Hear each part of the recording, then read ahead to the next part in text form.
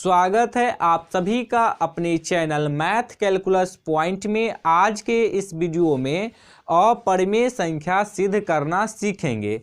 देखिए, प्रत्येक वर्ष इससे एक ना एक प्रश्न आ ही जाता है, तो इस प्रश्न को समझना बहुत ज़रूरी है। तो चलिए अब प्रश्न को देखते हैं। प्रश्न है, सिद्ध करें कि √2 एक अपरिमेय संख्या है। देखिए, जब कभी भी अपरिमेय संख्या सिद्ध करना हो तो इसके लिए विरोधाभास नियम का उपयोग करते हैं। विरोधाभास कहने का अर्थ यह हुआ कि अपरिमेय सिद्ध करना है तो उसको परमेय मानेंगे, यानी कि उल्टा मानेंगे। तो सबसे पहले लिखेंगे, माना कि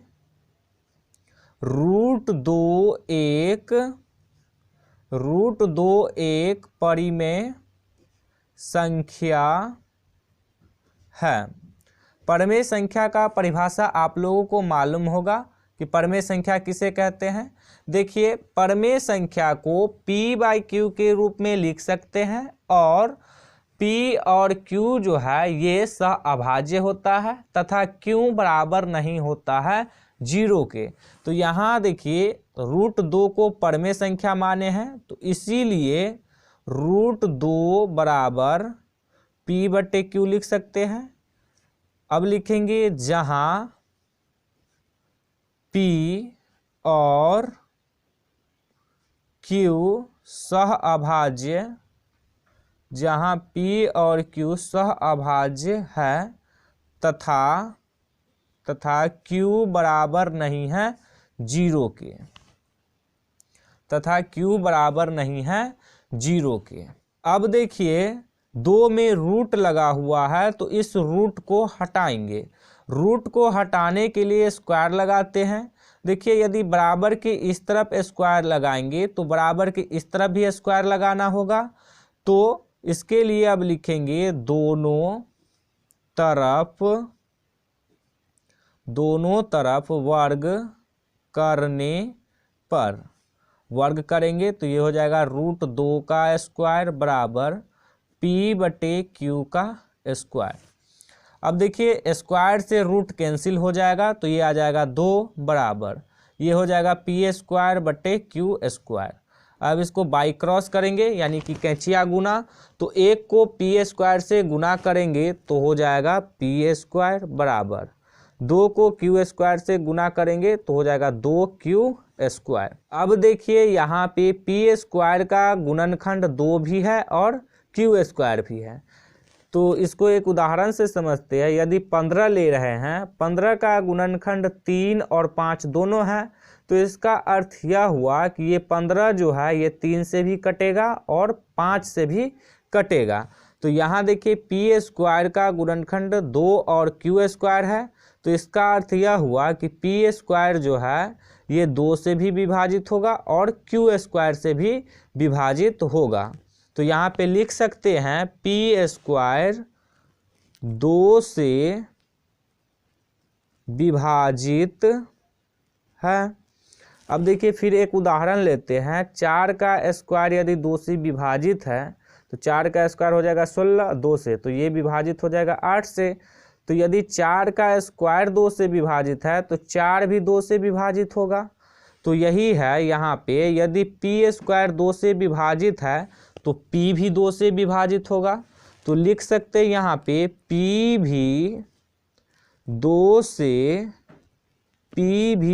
से विभाजित है। अब देखिए, इससे आगे वाले स्टेप आपको याद रखना है। यदि p 2 से विभाजित है तो इसको भी मान लेंगे p बराबर 2। अब इसमें कोई भी एक अचर पद ले सकते हैं, तो चलिए हम अचर पद ले लेते हैं r। अब देखिए, इसको ले लेते हैं समीकरण 1। तो यहाँ p² है तो यहाँ भी p² लाना होगा, तो इसके लिए स्क्वायर करना होगा। स्क्वायर करेंगे तो दोनों तरफ करेंगे, तो अब लिखेंगे, दोनों तरफ वर्ग करने पर। अब वर्ग करेंगे तो ये हो जाएगा p² बराबर 2r का स्क्वायर। ये हो जाएगा p² बराबर 2 का स्क्वायर करेंगे हो जाएगा 4, r का स्क्वायर करेंगे तो हो जाएगा r स्क्वायर। अब पी स्क्वायर के मान को समीकरण 1 में रख देंगे। तो इसके लिए अब लिखेंगे पी स्क्वायर का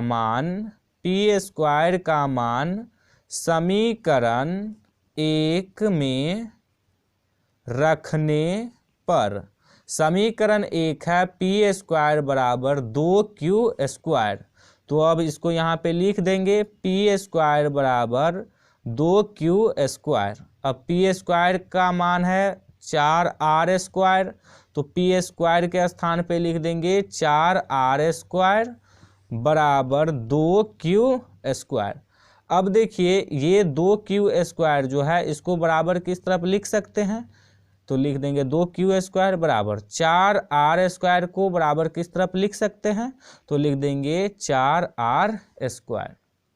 अब देखिए q स्क्वायर का मान निकालना है, तो इसके लिए 2 को बराबर के इस तरफ से इस तरफ लाएंगे, तो ये बराबर के इस तरफ है गुना में, इस तरफ आके हो जाएगा भाग में। तो q स्क्वायर बराबर हो जाएगा 4r स्क्वायर बट्टा में 2। अब ये कट जाएगा 2 से, तो ये हो जाएगा q स्क्वायर बराबर 2r स्क्वायर। अब देखिए q स्क्वायर के भी गुणनखंड में 2 है, तो इसका अर्थ यह हुआ कि q स्क्वायर भी 2 से विभाजित है। तो अब लिख देंगे q स्क्वायर 2 से विभाजित है, तो इसीलिए q भी 2 से विभाजित होगा, q भी 2 से विभाजित होगा। अब लिखेंगे p तथा, यहाँ देखिए p भी 2 से विभाजित है और q भी 2 से विभाजित है, तो अब लिख देंगे p तथा q दोनों 2 से विभाजित है। अब देखिए यहाँ पे p और q दोनों 2 से विभाजित है, तो दोनों में गुणनखंड 2 है, यानी कि दोनों का उभयनिष्ठ गुणनखंड 2 है। तो अब यही है, इसको यहाँ पे लिख देंगे p और q दोनों में कम से कम एक उभयनिष्ठ गुणनखंड 2 है। और यहाँ देखिए हम लोग क्या माने थे कि P और Q सह अभाज्य है। सह अभाज्य का अर्थ यह होता है कि P और Q जो है इसका उभयनिष्ठ गुणनखंड सिर्फ और सिर्फ 1 है, 1 के अलावा कोई अन्य संख्या नहीं है। जब इसको सॉल्व किए हैं तो यहाँ देखिए P और Q का उभयनिष्ठ गुणनखंड 1 के अलावा 2 भी आया है, तो हम जो माने हैं वो गलत माने हैं। तो उसी बात को अब यहाँ पे लिख देंगे, लिखेंगे अतः हमारी अवधारणा यानी कि जो माने हैं, अवधारणा विरोधाभास है। विरोधाभास का अर्थ यह हुआ कि उल्टा है, इसीलिए रूट 2 एक अपरिमेय संख्या है। तो हमको यही सिद्ध करना था कि रूट 2 एक अपरिमेय संख्या है, तो ये सिद्ध हो गया। तो अब लिखेंगे प्रूव्ड। इसी तरह से आप लोग रूट 3, रूट 5 को भी सिद्ध कर सकते हैं। तो यदि आप लोगों को अपरिमेय संख्या सिद्ध करना समझ में आया हो तो इस वीडियो को लाइक कीजिएगा और चैनल को सब्सक्राइब जरूर कीजिएगा।